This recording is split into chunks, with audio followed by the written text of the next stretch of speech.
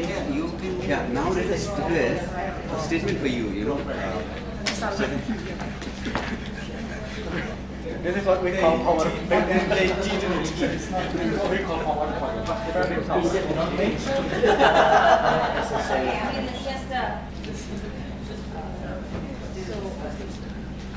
No, now you don't have to do anything. But bear in mind, if I write in such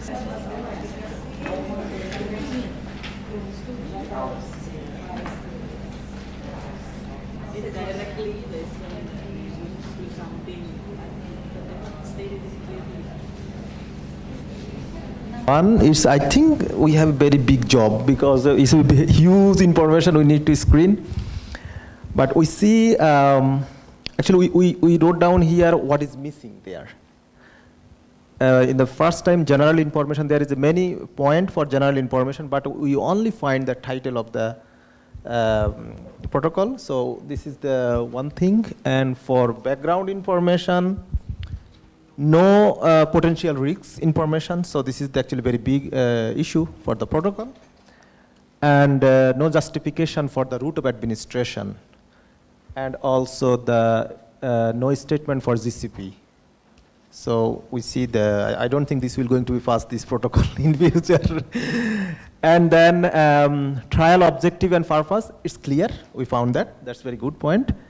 Design, in the design, there is a lot of missing information in the design. For example, when it's going to be stopped, what kind of rules, what is the randomization procedure, what is the secondary endpoint, and so on. This is the actual trial design issue, we found that. And then selection and withdrawal, so there is no much clear information in there. And treatment and subjects, no information about medical or treatment, and the monitoring issues also there. There is a little bit, but it's not clear information. And for other sections like statistical analysis or I think it's statistical analysis completely missing, I found that. It's just only epidemiological analysis will be done, that's it. maybe not in the summary, but then inside they actually have a section on statistical. Yeah, so that point it's maybe missing in our, I couldn't find that actually. There is a section on statistical analysis. But how they analyze it only will be joining I mean, yeah, they mentioned that data management and analysis, but what kind of statistical tool they should use, whether what kind of method, what kind of software is completely missing. So this is very important too. Yeah. So we found actually this very, well, a lot of things is clear, but yeah. Any? So the other group also did on protocol, and let's see. So I think the only thing that they appreciated was the fact that the objectives, the section on objectives is kind of clear. I think otherwise they seem to have a lot of issues. So you listen to them because, yeah. Okay, thank you.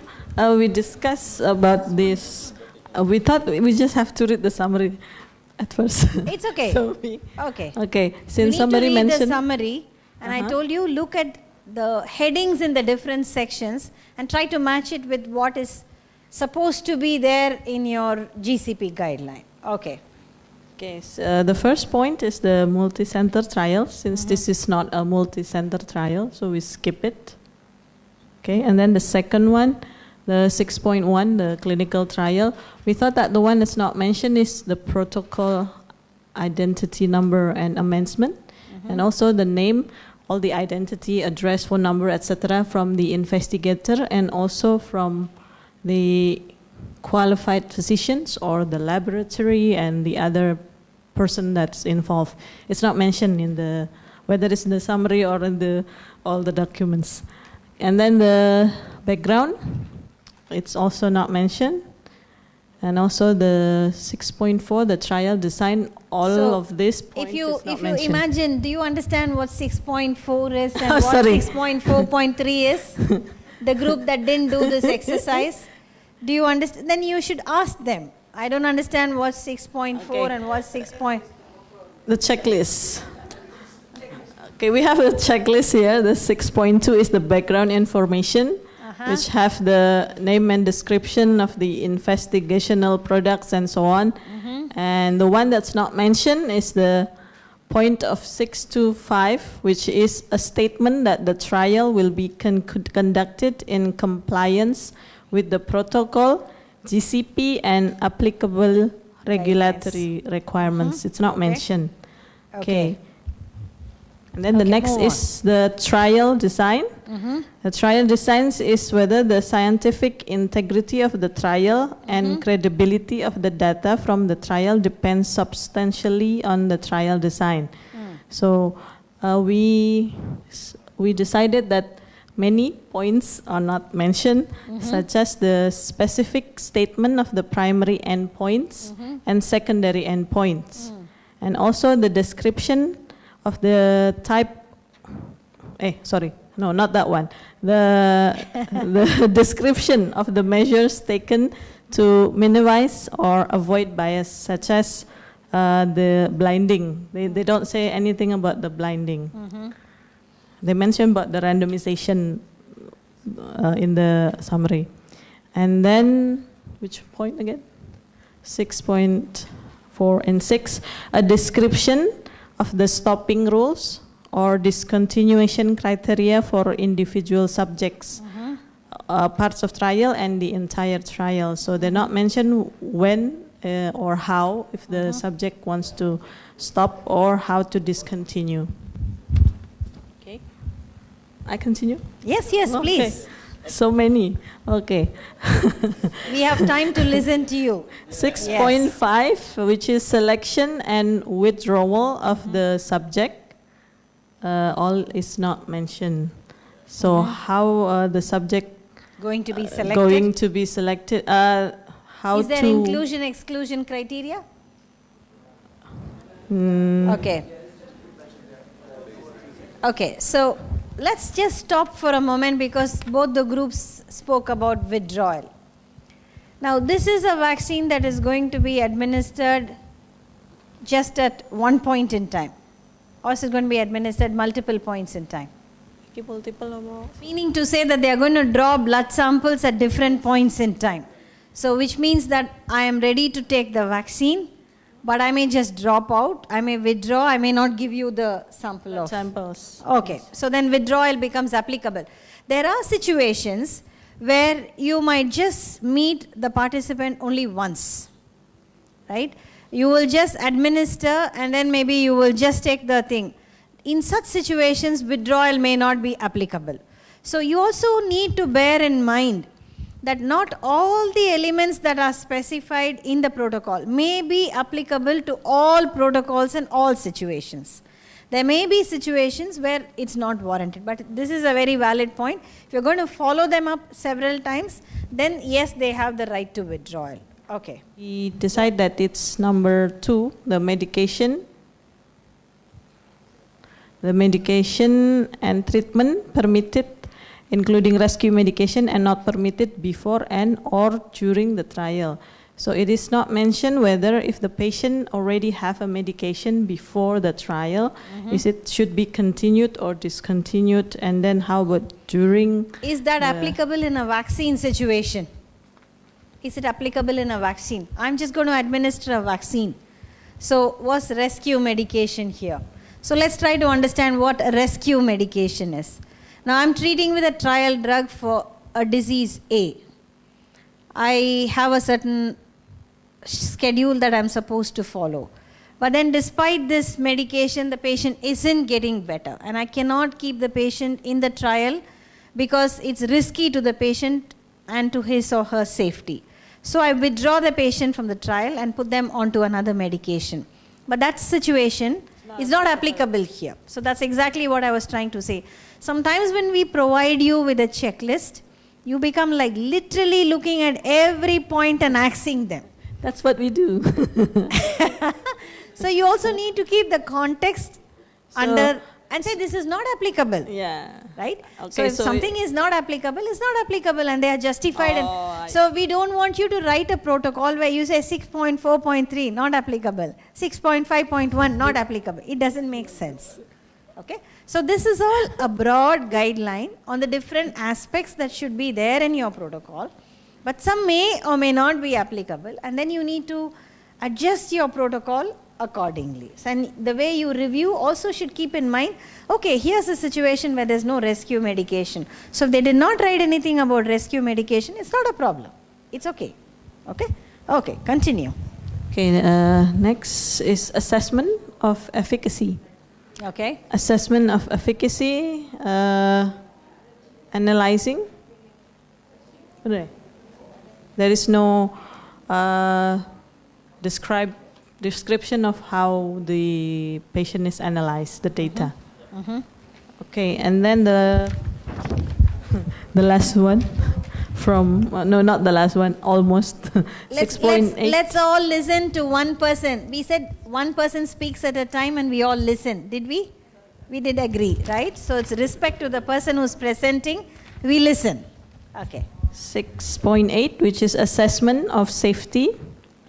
We decide that it's not mentioned, the number 1, specification of safety parameters. Okay. Okay, so I have a question for group number 3. How many of you have had a research protocol done? Or have you been part of a research? Have you used a research protocol? Yeah, you have. So if somebody sat with your protocol against this GCP checklist, or you yourself went back and did it against your checklist, how good are your protocols? 50-50. On a grade of 1 to 10. On a scale of 1 to 10. You tell me the scores, I'll tell you what the pass mark is. It's always going to be one more than what you say. Yeah, tell me. 50? Yeah. So, I mean, I'm asking this question because part of the exercise is about going back to the way we work and try and see how we can improve the quality of our work, number 1. And number 2, this is a checklist that you got introduced right now. But you have already been writing protocols. So there's a certain way in which you would have written. So it's also like, don't use it like a literal checklist, but to try and see all the information that is supposed to be captured in these different elements. Are they already captured? Maybe it's in a different caption, maybe it's said somewhere, they put different sections together. The information may still be there, right? So this is a tool that you got to know just now. And it's going to take you a lot of time to be able to write a protocol exactly the way it is.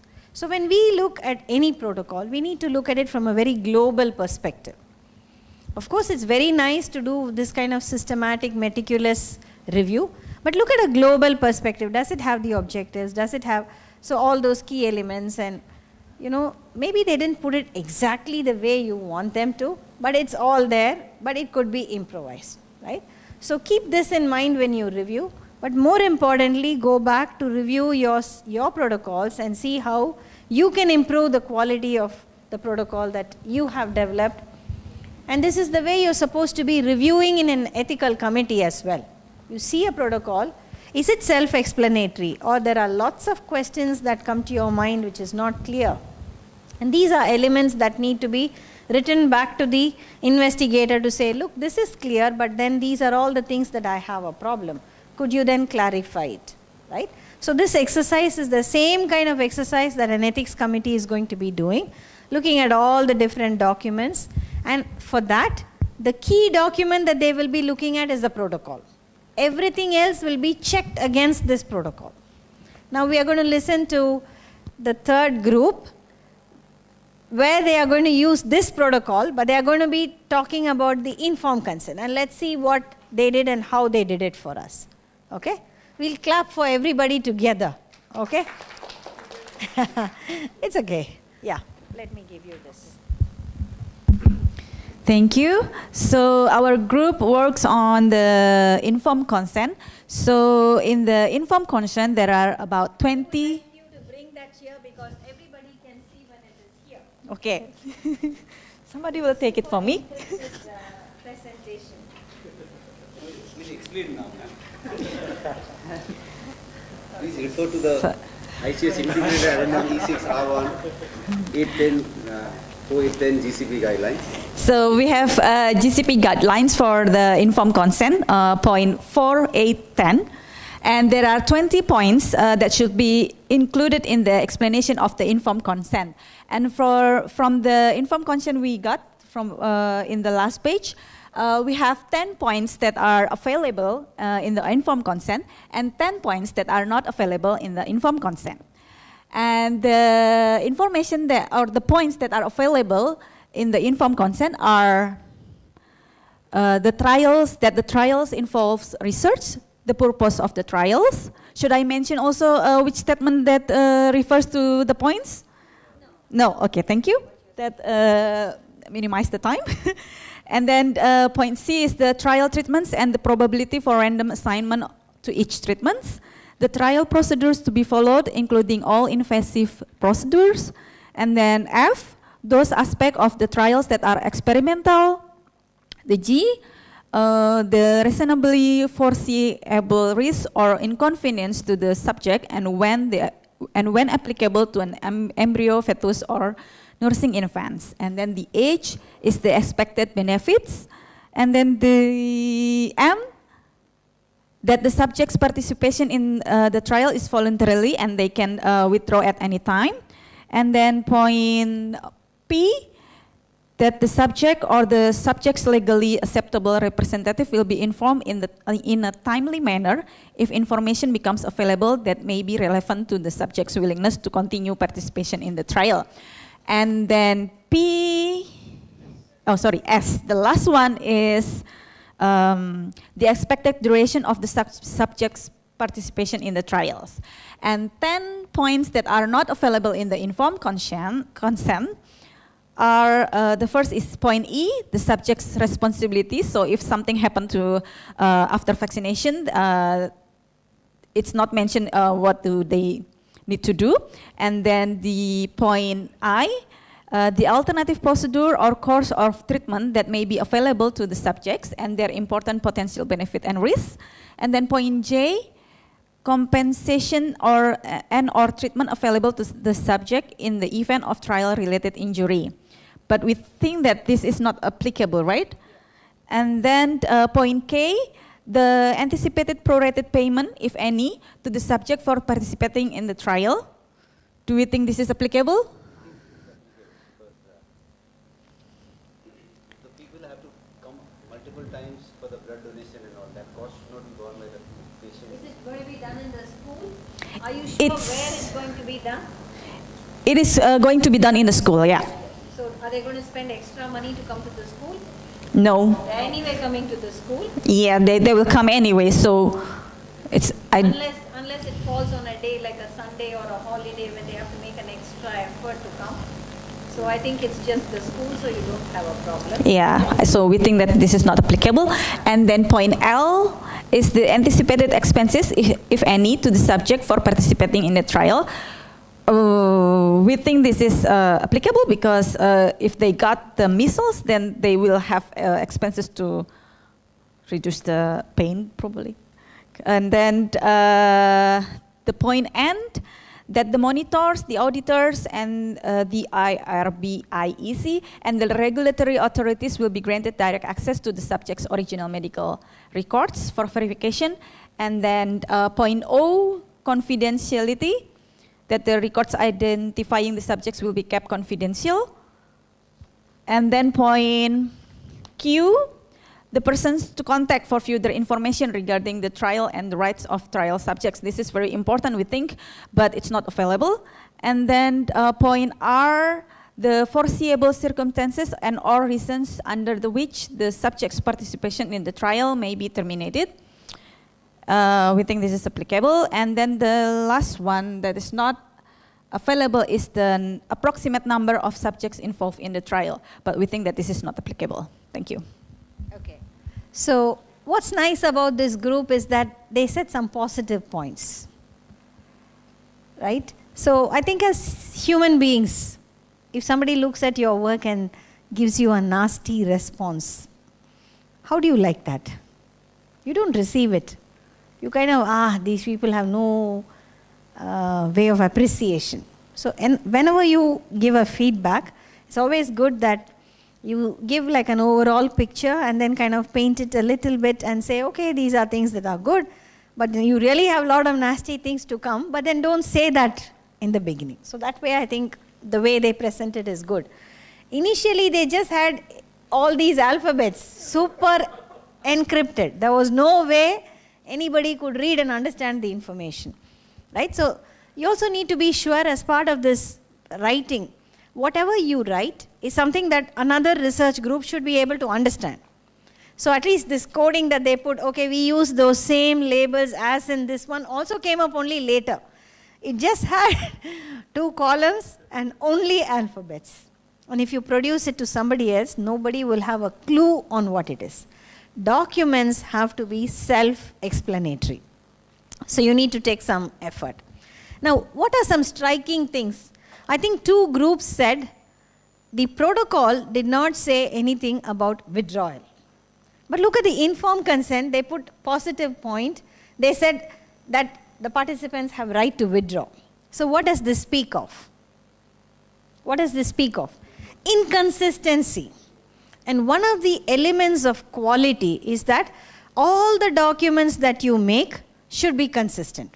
If you say something, then all other documents should be related to that. So not that they didn't know about withdrawal, they put it in the patient information sheet, but they have not put it. So inconsistency is one of those hallmarks of lack of quality, and that's something that you need to really pay attention to. Then the other thing that I saw in this group is where they said compensation of injury and it's not applicable. So I'm trying to understand why it's not applicable. Why did you say it's not applicable in your group? Compensation for any injuries. You said, oh, that's not applicable. And your group said, yeah, not applicable. Let's say they had a subcutaneous, an aerosol vaccine inhaled, and then the child went into status asthmaticus. Or maybe you, instead of giving subcutaneous, maybe it just went into some kind of a vein and then there was some kind of a convulsion. Then you say, no, this is just vaccine, we don't have money and then we don't compensate for you for any injury. So I'm just trying to understand what made you, did you read sufficiently well enough to say that these kind of injuries can't happen in this 25 minutes or half an hour? Or do you already have sound knowledge? So you have to be very careful when you say certain things, right? So any kind of research, no matter whatever, you're doing research because you don't know whether it will work or not work. And as Madrina said, everything has a certain element of risk. And therefore, it's always better that you play safe and never say, no, there's no, there's no necessity for compensation. Maybe it's not large enough. Maybe it's the probability of it happening is not, but then it still can, there's a likelihood that it can still happen, right? So you have to be a bit careful when you are very emphatic. The group said, not applicable, no? And everybody said, not applicable, right? Not an element of doubt. Okay. Okay. So, so this is a nice exercise for you to do. And so the same question, how many of you, okay, you made all these things, but did you make a general remark? How's the language of this? Is it simple? Is it understandable?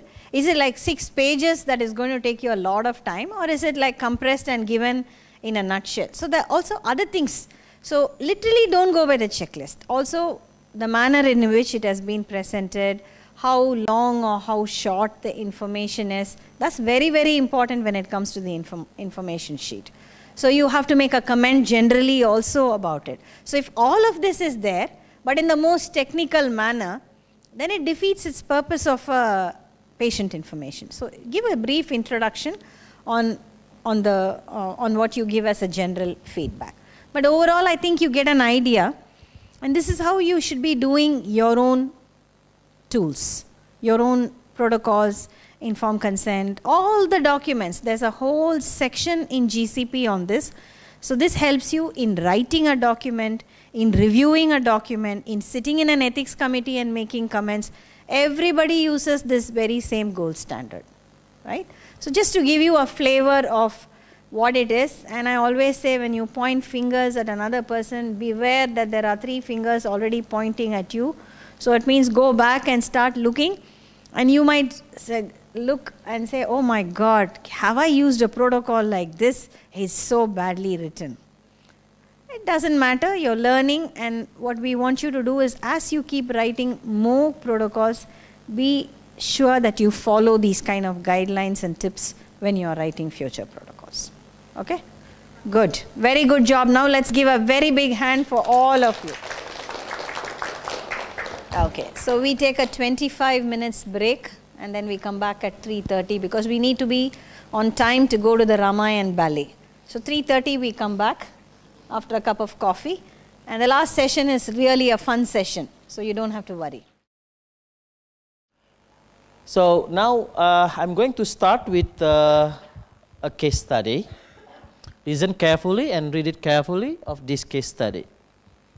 A study is comparing its rapid diagnostic test, the number of positivity of for malaria parasites from the blood smear, and also to look at the approximate percentage of red blood cells that infected. Okay? And there is no SOP, and there's no training for that particular duty. And there is a quality assurance staff come, and then to look at the quality of the result. They discuss with the 2 lab assistants actually what they did for this time of the task. And then the quality assurance staff found these 2 things with the 2 lab assistants. First lab assistants use distilled water, and the second use rainwater. And the first assistant read slide once to determine the positivity, but the second is read 3 times to determine whether the blood smear positive or not. And then when they get positive, the assistant 1 read slide twice and then took the average to determine the percentage of blood cell infected. And then the assistant 2 read slide 3 times and took the highest number to determine the percentage of blood cell infected. Assistant 1 destroy original paper where they count, and the second is kept all records of readings. So, what do you think? Whether this will influence the data that they collect, whether this result is comparable. I think the data that got from 2 the assistants cannot be comparable. It should be different. So, for example, we can see that the assistant number 1 is more expert than when they only see once. They see generally he can decide is positive or negative, and then how they make the average is a better way than took the highest number. Do you think the first assistant better than the second, or second is better? How do you determine it's better?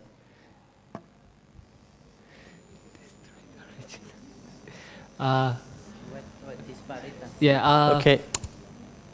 Based on my knowledge, 1 is better. But if we see the SOP, we cannot determine which one is better. Okay.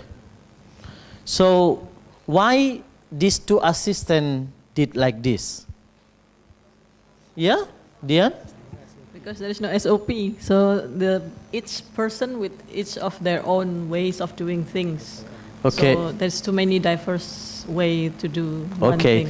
So every person, every staff, they doing what they think the best and what they experience, right? So what the result will not be comparable. So it will impact the quality of our result, right? So based on this, do you think we need SOP or not? Yeah? Are you sure? Okay. So now, are you know now it's we need SOP for conduct clinical trial. So why we need it? Based on this scenario, why we need then? Maybe one say why we need? And make it consistent. Is to make consistent. What else? Anggi?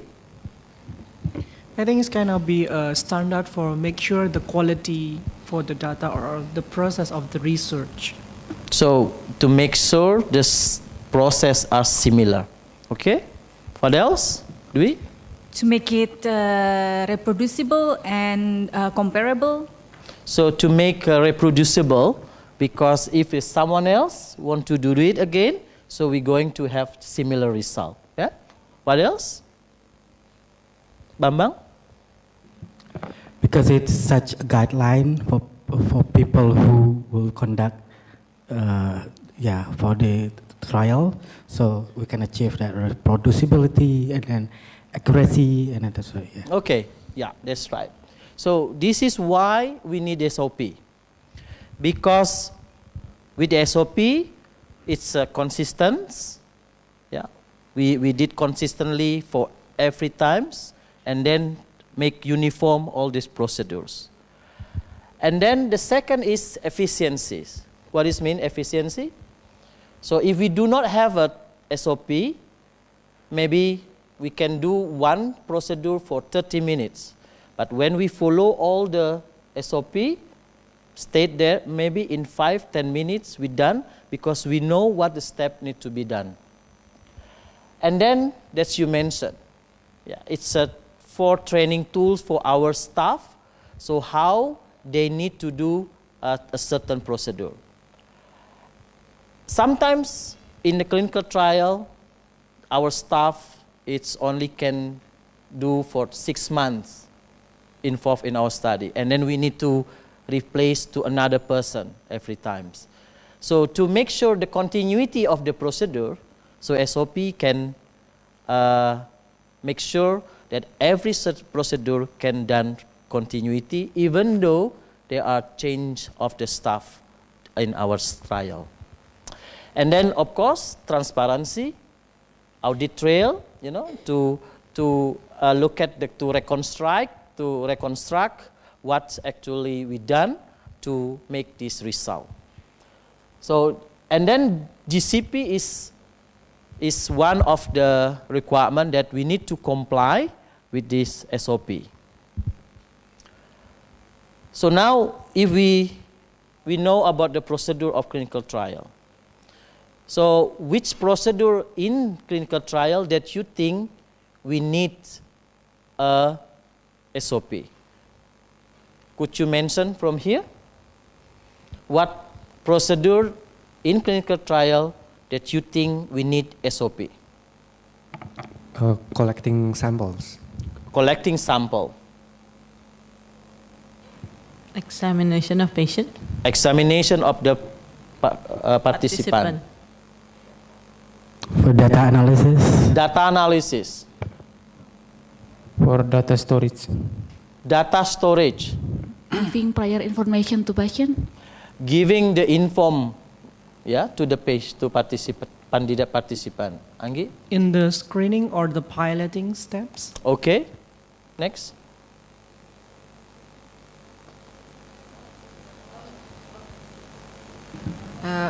For quality management, so how to make sure the quality of during the quality management, yes. And then to evaluate the management, compare to the SOP. What do you mean? SOP, to make a SOP? Okay. Agus? Eka? Withdraw the subject. SOP, how to withdraw the participant? Why we need SOP? Tristan? think about, structurally, when you going to do a research, what you need to done, and then until the end. And then you can look at it, what SOP we need. Yeah? SOP for transporting samples from? That's right, to transport the sample to the lab, example. Yeah, do we? What to do with the product, how to prepare it, for example? That's right, to prepare the product. Dion? Treating participant during the study. Giving treatment. Collect the correct sample, sample size and the correct people to the study. What do you mean correct people to the study? Recruitment? Inclusion criteria. Okay. SOP for standard and severe adverse reactions reporting. That's right, and for treatment. reporting adverse reaction. Okay, so many things that we need to SOP. Yeah? Okay, also you can think about whether this procedure is its routinely procedure or not. Yeah? And then think about if this procedure inconsistently performed, it will impact or not to our study result, or could impact to the ethic, to the safety of participant or not. Okay, so this thing, sometimes we think this is a routine procedure, but look at the routine procedure, whether this is routine procedure that done, is it really correct according to the standard of the performance or not. So you mentioned everything, yeah, already. So sometimes we need a lot of SOP, and even we need SOP to manage SOP. Yeah? Because sometimes we have 100 SOP for our study, and then also you need to look at how the SOP to make SOP, and how we SOP to manage the SOP. So you say about sample management, selection, and maybe deployment of the staff, how we training the staff, because the training of the staff have also make sure the staff understand about their duty. So we have need SOP, how to train the staff. Equipment, calibration, maintenance, so many equipment we use during clinical trial, weight scale, temperature, blood pressure meters, etc. So how we going to calibrate it, and how we going to maintain the old equipment. Sometimes we need the interaction with the sponsor, and we need to SOP who will contact, because you have so many member of staff, and who responsibility to contact sponsor, and when this should be contact the sponsor, etc., and how you document all the correspondence with the sponsor. So this is a lot of SOP what we need. So now we come to what a question an SOP need to answer. You should have a scope defined and the responsibilities. Scope and define of the SOP, that's right. What else? Working instruction. The procedure itself, what's the procedure? What else? Objective, scope, define. Think about it. What? The responsibilities of different people. Yeah, who responsible to run this procedure? Yeah? And then what else? So this is what normally, this is a question that we need to answer in the SOP. So this is 4W and 1H. What to be done? Who has to do what? How has to be done? When and where that's to be done? Is it in the lab? Is it in the field? Is it in the room? Etc. Yeah? So this is the question that we need to answer. So now we have exercise. So could you give it all the paper, color paper? Yeah. So now we have SOP. Okay? So at the first case scenario, we don't have a SOP. Now we have SOP. So our duty now is follow the SOP. Okay? Yeah. Okay, now we follow the instruction here. Don't copy from your neighbor, just do it yourself and don't ask. Just follow the instruction because this is SOP. Okay? Okay. 1, draw 3 triangles.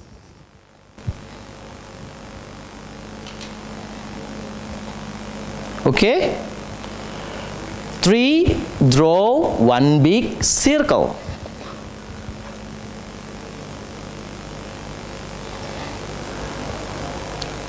4, draw 6 straight lines. This is your data. Yeah. So now show it to your left neighbor. Show it to your left and right neighbor. Is it similar? Is it similar? Is it similar? Is it uniform? We said we want to have uniformity. So 19 participants, we have 19 results. From one SOP. Right? So what do you learn from this SOP? Okay, Dwi, you said? It's not detailed. Okay? Are you sure it's not detailed? Okay? What do you think about that, Kip? Why we found 19 participants have 19 results from one SOP? What happened with this SOP? Since there's no SOP, everyone has their own opinion or method to write, where to They write, how have to their write. own opinion. So, now look at this. You see, maybe some of you look like this. But actually, we want to have picture like this.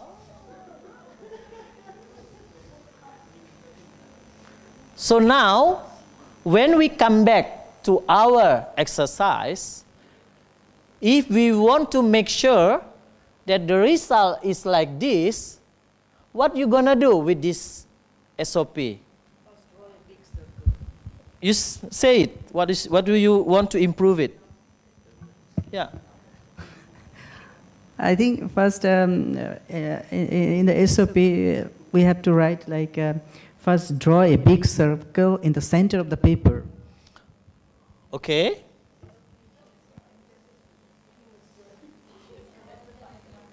I don't think that's still not clear enough.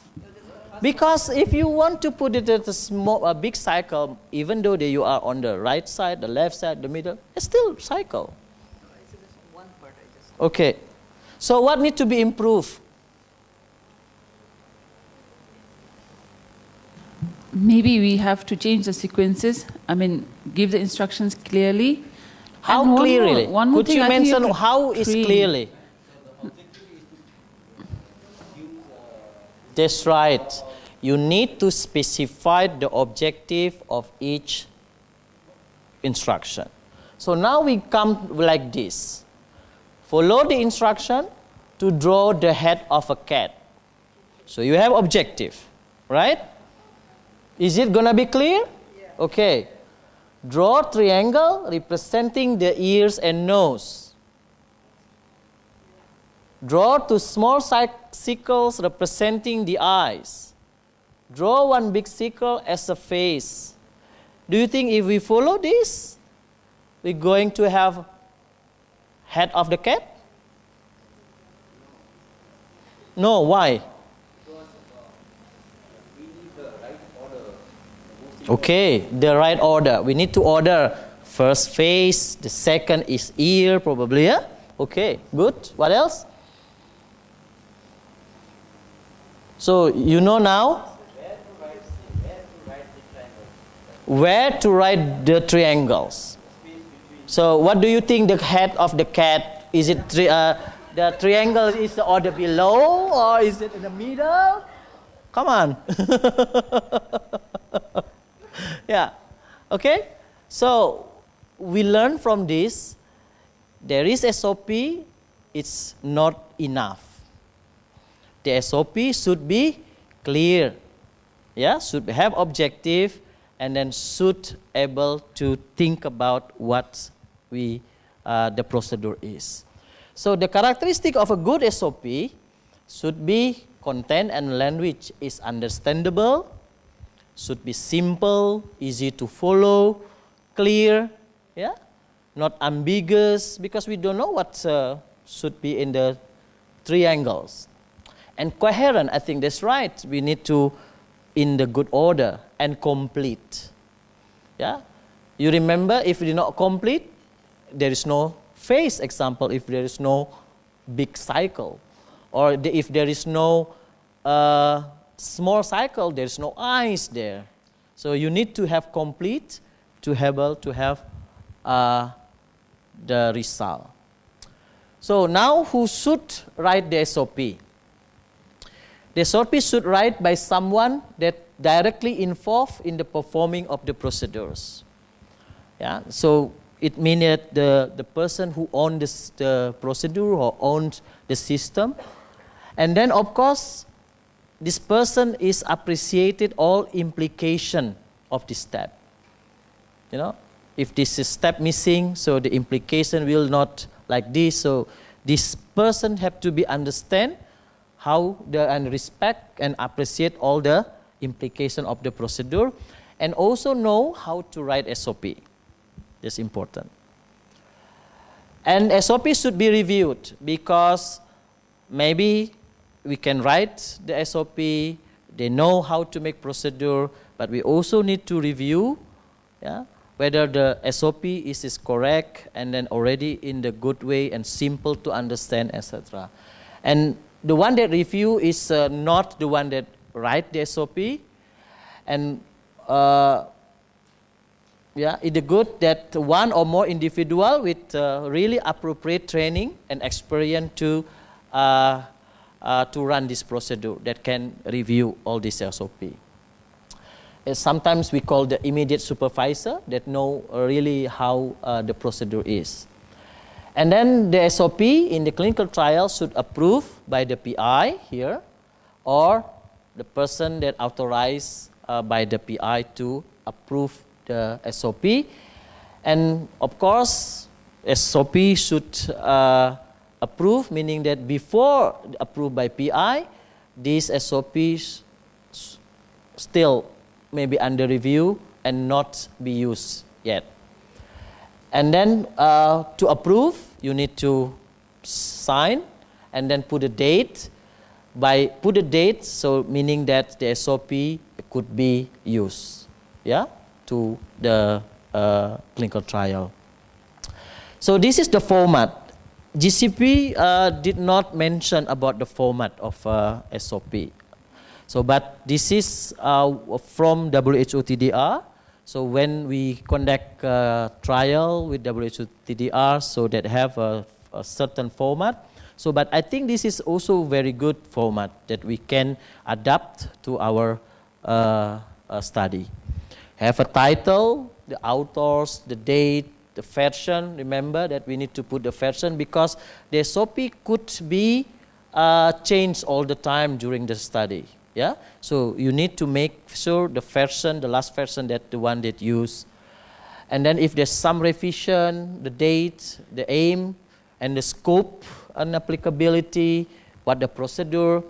But sometimes you need to add maybe a picture, yeah, or maybe calculation there.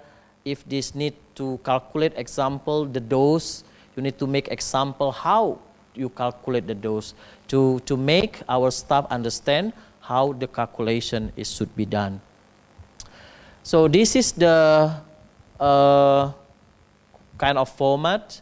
Yeah, sometimes also we need to have quality assurance unit to look at the SOP, because they the one who will check whether we are going to we will follow or not this SOP. So they need to know also what's the SOP for each procedure. So this is the tips writing SOP. Shoot in the language that understood by the personnel that will run the procedure, and then start it in with the action verb. Yeah. Example: take the drugs, or put the machine on. Yeah. So it's starting with the action verb, and then get directly to the point. Yeah. Sometimes we make a very complete sentence, and this is avoided with the complex sentence. We need to make a very simple and short sentence, and complete, because it's containing all the information that we need to run the procedure. And then objective, yeah, how the purpose of the study, the procedure, and then also coherence, that's showing the logical process from A to Z from all these part. You can support it with picture, flow chart, diagrams if necessary. I think the flow chart is sometimes very easy, to follow, because you conduct all step by step, and then also if you have other alternative, and then you can mention over there. Yeah. So this kind of words, yeah, in essential document we say, if not documented, it's never happened. And then in SOP we say KISS. What does it mean? Yeah, that's right. Keep it short and simple. Okay. And then this is an example, yeah, and we have to write SOP very clear and concise. There are two examples here. This is unclear and clear. You said the volume of diluent should be recorded in the nurse chart. And then, is it clear? Just say record the volume of diluent in the nurse chart. Because if you say volume of diluent should be recorded, so may be needed, may not needed to record it. Yeah. And then how detailed actually the procedure? Yeah, you mentioned earlier, should be detailed. How detailed is it? Yeah, it depends on the expertise of individual perform work. Yeah. Because maybe because this is the person is very expert to conduct this procedure, maybe a step the one that need, just put it there. It's not too detailed, because it's more detail is make the SOP not easy to applicable. And use generic names. Sometimes we use like a syringe, syringe, and then they put it, because like in the hospital said take Terumo, and Terumo is actually the brand of the syringe. Why is it? Because when there is no Terumo, this procedure could not be done, because there is no Terumo. There is another brand. So use generic, yeah. Sometimes in Indonesia we say take Aqua, and the Aqua is actually brand. What if there is a water like this? So we could not conduct the procedure. Yeah. So avoid do this, or alternatively do that. Why is it? Because we always say do that, not do this. We always change to do the second things. So if you want to have two things, make sure when do you do A and when do you do B. You need to make a reason when A, when B. Yeah? So something like that. And then don't forget, because SOP is procedure, you need to train the staff how to run the procedure. by using this SOP. And then SOP have to be able to access. Sometimes we make a SOP, and then because the SOP is sewn nicely, you put it into the plastic and then put it inside the cardboard, and the cardboard was key lock. And then when we ask where is the SOP, oh, SOP is on the cardboard in the good safe and stored there. The SOP should be available when the procedure need to be done. Yeah. Sometimes we put it on the wall, sometimes we put it on the table where the procedure need to be done. And then we make SOP, we access it, but meaning that we need to comply with SOP. Yeah? We need SOP, but we never look at the SOP, and then we never comply with SOP. So why we need to write that? And then if there is some deviation, document it, maybe because the SOP is not still good, still not good, so we need to revise it. That's why we document it, and then our staff could communicate with the PI, with the staff, whether we need to change or not. Yeah? Or maybe we do deviation because there is equipment there is broken, or you need to do something else, or the number. So you need to record it and then report it. That's part of the deviation or from the SOP. So this is the final words. SOP should document. It's a document for all the study methods to make our study more effective and more efficient. And by making SOP, follow the SOP, and comply with SOP, so that will support the quality of our study and quality of the data result from our research. And also SOP is a tools that to support our training staff how to conduct a certain procedure. So, and remember also that SOP should should not exist because the regulation, because we're going to have a monitor, because we going to visit by auditor, and then we make SOP. Yeah? A lot of here also when the hospital want to have accreditation, and all SOP is done, is make a SOP for a week and then done. And then which there is no survey and never have SOP anymore. So SOP is a part of our quality management. So SOP should exist because we need it, because we want to have our data in the good quality. So now the next step is we're going to make SOP, and then the SOP that we make, we're going to test it, whether it's good or not, and then whether the product that we have is in the good product or not. Okay? So we have to exercise. One, SOP, make apple juice. Yeah, you have a question. Yeah, before I go on to design the SOP, yeah. I wanted to know the difference between guideline and a SOP. Guideline and SOP. Because we were making a SOP for our examination thing. Of course, SOPs are all the same. So we had a controversy. Like, you know, some people say it looks like a guideline. Some say it's a SOP. What is the difference? Is there a difference between the two? Yeah.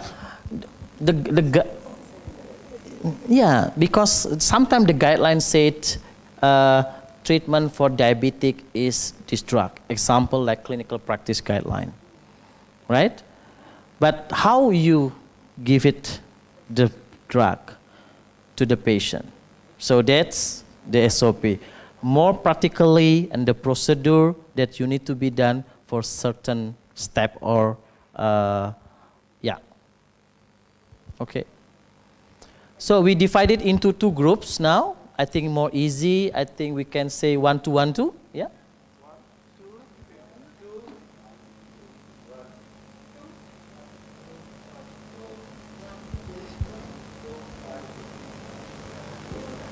Okay, group 1, we're going to make SOP how to make apple juice. Someone will demonstrate how to make it, and then after that you need to make SOP, write it down on the flip chart. Okay? And then the second group is how to make a coffee using coffee machine. Yeah, there is staff there also to show you how to make a coffee. Yeah, please do not ask anything, just observe how they make it and then make it the SOP. Your time is until 4:30, yeah, 4:35 until you make SOP, and then after that, the one that make SOP for coffee will test the SOP of juice. We will see whether we get really juice or not. And then the one that make juice will test the SOP making coffee. Be careful because the coffee, yeah, because what do you say? We follow all the SOP. Yeah. Yeah. And then be careful also because we use machine. So if you your SOP is not good, that the machine will broken. So you need to make a good SOP. Okay.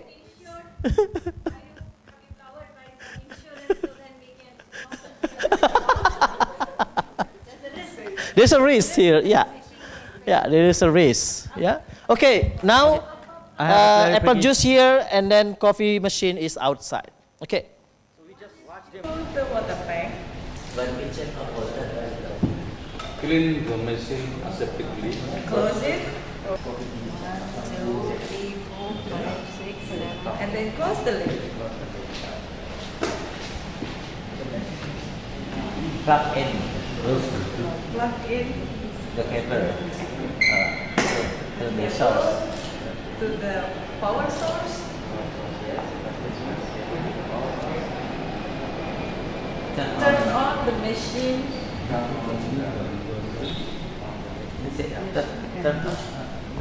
Wait. Wait the screen until Warming up. Warming up. wait and wait for how many? Wait until the screen say apa itu? Until select product appears. select product ready for use. Grill. Up the grill. Apa ya namanya istilah aja nih Pak. Tapi kan harus di bawahnya ini lubang. Lubangnya apa namanya? Lubangnya itu. Saya bisa aja naruhnya di sini, Mas. Properly. Outlet. Nozzle. Nozzle. Under the nozzle. Oh, On the tray under the nozzle. Put the cup under the nozzle. Above the grill. Push the button. Push the cup. Press the button. Button apa? Ini pushnya biar kopi. Push the button that says push into for coffee. Push the button in the menu button. Dan ini udah takaran kita. Wait until the cup is full.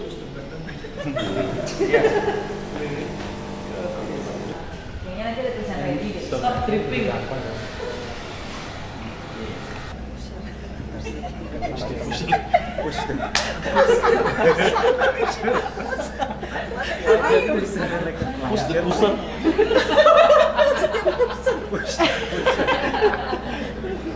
We always end the day with so much laughter you won't believe.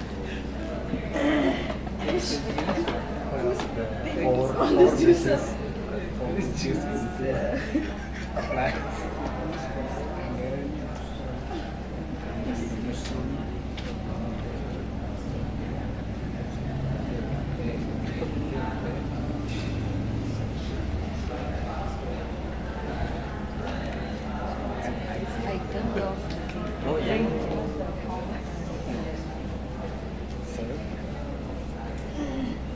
Okay. So right there.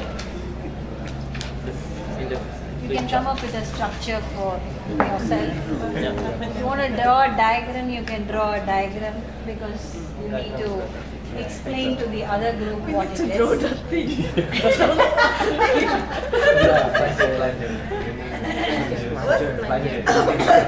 And then you also need to know this thing.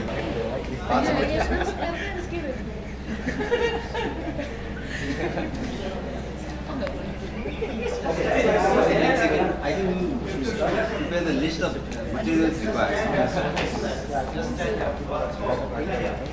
What do you think? We can make a draw, flow chart?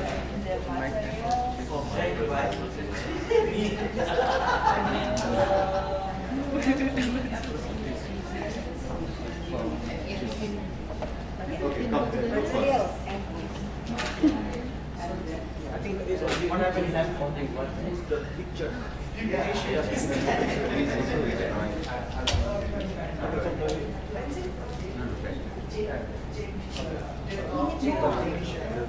Yeah, that's first draw the machine. The machine parts actually. No.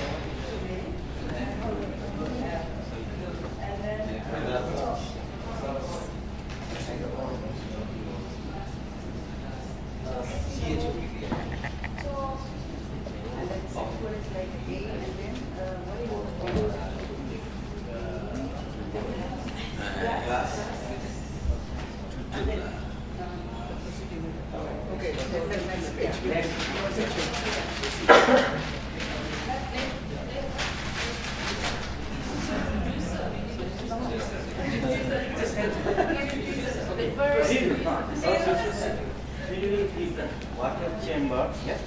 Water chamber.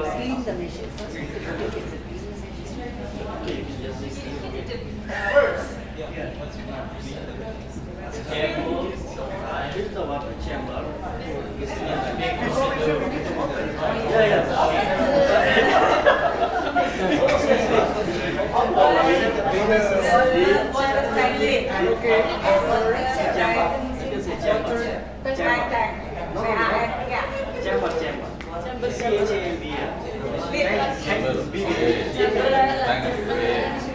Marked there as water chamber? Is it marked as water chamber there? Then how do they know what is water chamber? What you are naming as water chamber, I don't know is water chamber. How We'll do check it they know again. is water chamber? Put the chamber on the right. Put the water. So the water is supposed to be. Or we can think of maybe this one and we have to the product with the picture. Picture of the product. This is what. This is two. Yeah. Yes. But after that.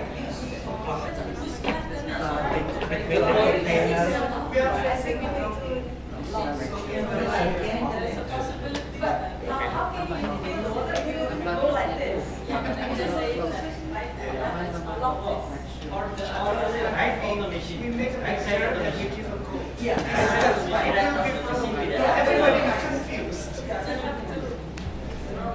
Yes. Draw the picture, and this is point one. This is point two. So we turn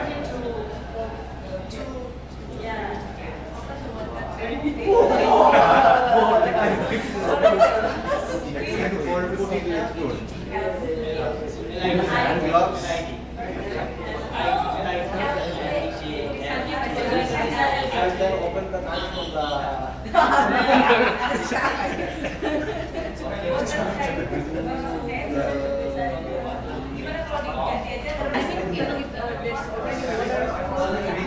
We need to. Should we fill in more? Not necessarily. So fill in the water when the water is less.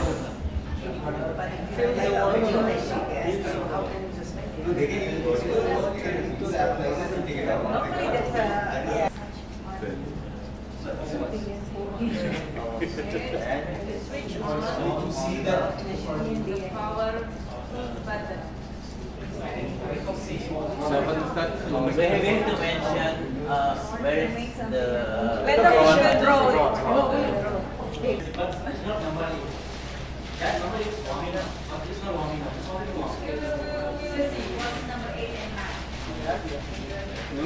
Just you to be able to.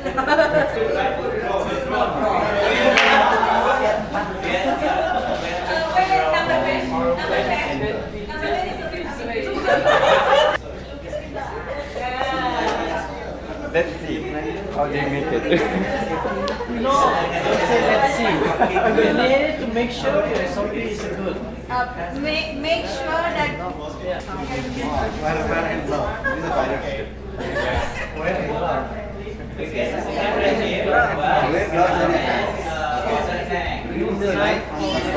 Don't use pencil. Nothing is seen. Use the line. Drawing. Okay. Pick out the apple, cross it in the center, 4 wedges. Yeah. Equal wedges from the center. Equal wedges. So that they know what it is. Otherwise, they put it on the opposite direction. No. After 6B. 6B. This is piloting. This is 6B. 6B.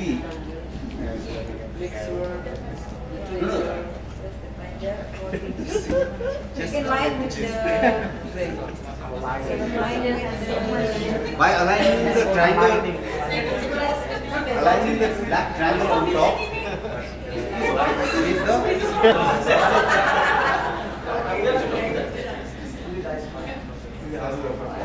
with the pointer on top.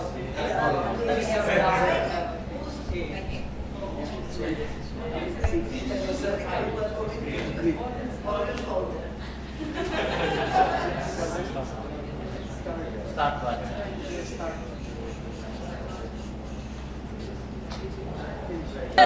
You don't follow what you know. I follow the picture. The picture says the triangle form. Oh yeah, this is a triangle. Okay. Right? Yeah, so I follow the picture. And hold it steady. Hold it steady. Hold it Wow. steady. Okay, then. On the switch. Wait. Where is the switch? There's the switch. Put on the switch. Oh, this one. So someone Scale one. switch on. Wait. Scale 1 to scale 1. Put on The switch to scale 1. to scale 1. Scale 1. Scale 1.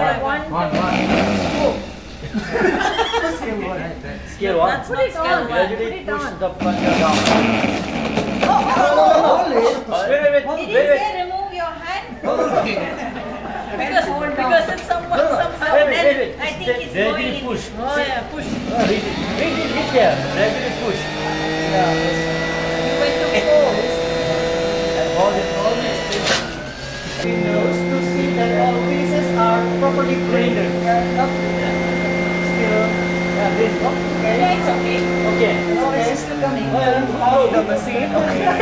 She did it on the machine. She's protecting herself. Okay. Then Unlock the machine. How do you unlock? Yeah. open the juice container.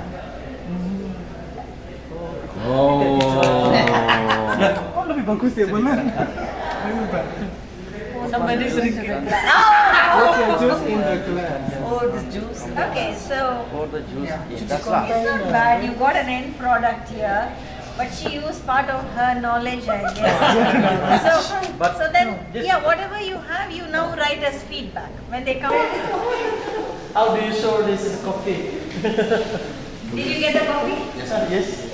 Yes. They got the juice as well, but then they have some feedback. Yeah. Let's see. Review by these things is not there, but the methodology and the materials, of course, objectives are well written. He's going and writing something there. And then we expect also good review from. Again, this I have point two additional part. How many apples to put there? There are 3 apples here, and they're saying put the apple. How many? 1 or 2. 1 or 2 or yes. 3. Yeah. If it is more than, then the glass will be full. Okay, so. That's good.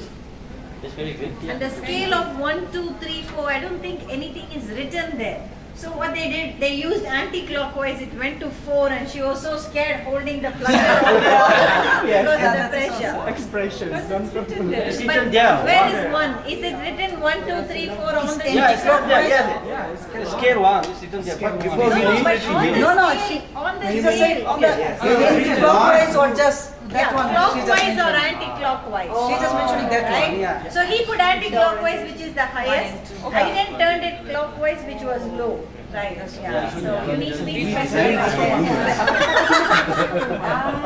But overall, I think it's like one of those very rare situations where we got the end product. Because otherwise, invariably, people get stuck somewhere. They would say nothing about the locking at all, and then he'll be stuck here. So very good. Yeah, give a big hand. second group, yes? Yes, second group. Yeah. Overall, everything was prepared as per the SOP to prepare SOP. We have written everything what was needed, and who has verified and approved. In fact, it was like a ghost author or something, or gifted author, because they are not there to approve it. So anyway, it was good overall. But then some points that we noticed was like the first thing was the materials which are needed were not mentioned, just to be there. Yeah. And the other one was when you had mentioned to open the tank. People were using. No, man. No. We already mentioned what kind of machine is there, so you can see the sample. Yes, and when you said to pour the water half, like we didn't know where, that was not so clear. The coffee bean tank, the same thing. And the other one was Cup placement. Oh, the placement of the cup. You had not written centrally place it. We said you just said put it on the grill, and from on that screen they have to show ready. Then that means it's next Completely ready for done. the- Okay. ready for the next cup. Okay. Wow. Very good. Good point. Very critical to you. Very good.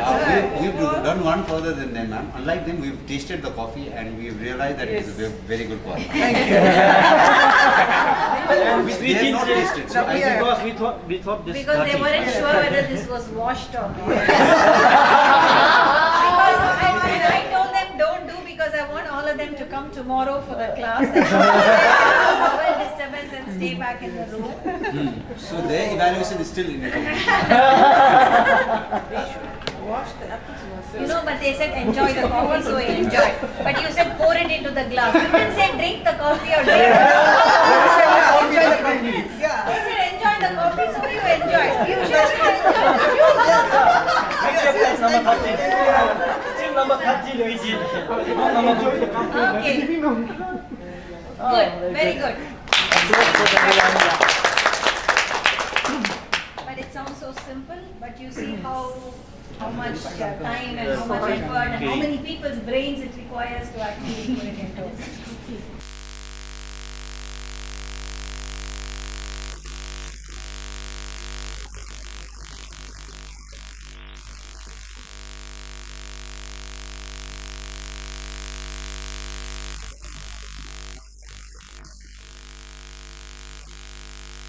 And then see you tomorrow morning, 8 o'clock or 8:30 sharp. Yeah. Okay. See you. Bye.